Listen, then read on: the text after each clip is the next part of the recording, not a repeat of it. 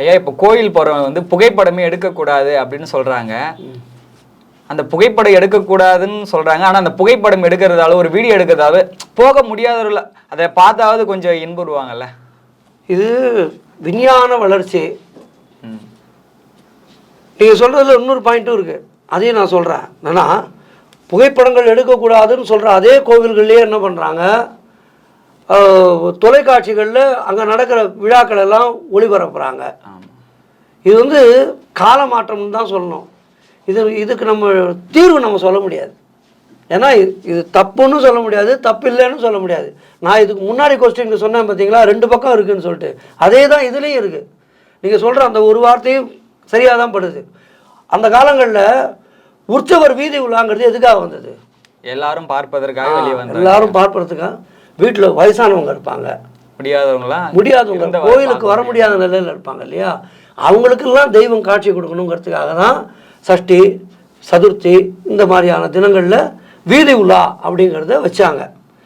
வீதி உலாங்கிறத அவங்க வைக்கும்போதே இந்த கான்செப்ட் சரின்னு தான் தோணுது. அதனால் இதில் வந்து 50க்கு 50 தான் எடுத்துக்கணும்.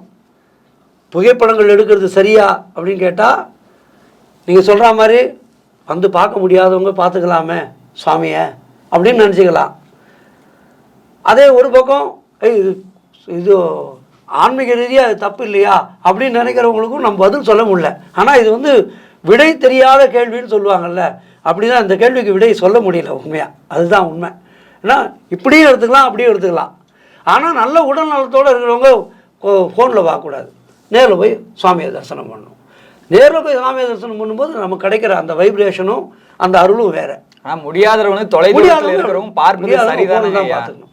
இப்போ நம்ம ஃபோன்லேயே என்ன பண்ணிக்கிறோம், எல்லாம் இந்த கோயிலில் ரொம்ப நல்லா நடந்துருக்குங்க அப்படின்னு சொல்கிறோம். பார்ப்பதால இன்னைக்கு நிறைய பேர் ஆழித்து போக காரணமே இன்னைக்கு வந்து தொலைக்காட்சியில் பார்ப்பதாலையும் ஆமாம் நம்ம ஃபோனில் பார்க்கறதால தான் எல்லாரும் பார்க்கறதுக்கு வாய்ப்பே ஏற்படுத்தில. நம்ம இதை தப்புன்னு சொல்ல முடியாது, தப்பு இல்லைன்னு சொல்ல முடியாது. அதனால் இதனால் ஒன்றும் தீமை கிடையாது. எனக்கு தெரிஞ்சு எனக்கு என்னமோ இது இதனால் தீமை எதுவும் வரதா எனக்கு தெரியல. பெரியவர்கள் சொல்லணும். ஏன்னா நமக்கு மேலே விஷயம் தெரிஞ்சவங்க இருக்காங்க, அவங்க சொல்லணும். அடுத்த கேள்வி, கடைசியாக ஒரு கேள்வி ஐயா. 5 எழுத்து மந்திரம் சைவ சமயத்தில் அப்படி ஒவ்வொன்றுத்துக்கும் ஒரு சிலருக்கு ஏற்ற மாரி ஒரு மந்திரம் சொல்கிறாங்க. அந்த மந்திரங்களே சிலர் தொடர்ச்சியாக சொல்லுவாங்க.